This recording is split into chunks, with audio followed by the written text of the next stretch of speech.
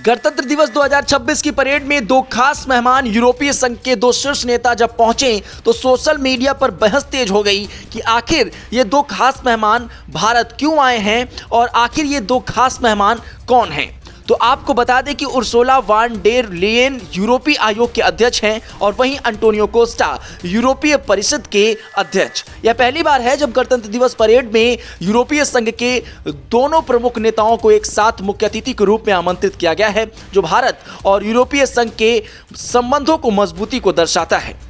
इनसे ताल्लुकात रखने पर 27 देशों के साथ भारत की डील कैसे संभव होगी, समझिए।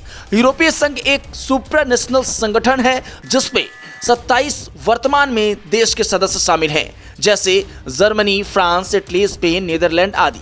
ये सभी देश एक साथ मिलकर यूरोपीय यूनियन के माध्यम से व्यापार, निवेश, पर्यावरण, तकनीक, विदेश नीति जैसे मामलों पर काम करते हैं।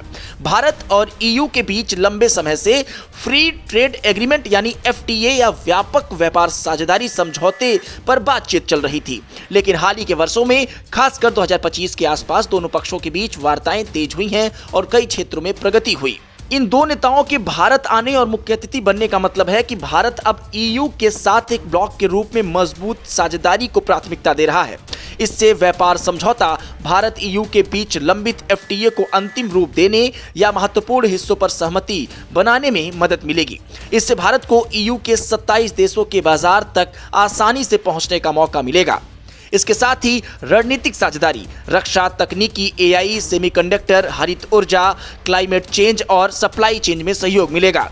एक ही डील से 27 देश। चूंकि ईयू एक कस्टम यूनियन और सिंगल मार्केट है, इसलिए भारत और ईयू स्तर पर एक समझौता होने पर वो ऑटोमेटिक रूप से सभी 27 देशों पर लागू हो जाता है।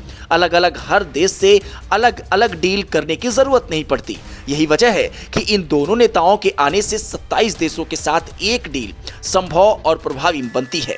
यह कदम भारत की मल्टी अलाइनमेंट विदेशी नीति और ग्लोबल साउथ के साथ साथ विकसित ब्लॉक्स के रूप में मजबूत संबंध बनाने की दिशा में एक महत्वपूर्ण कदम माना जा रहा है।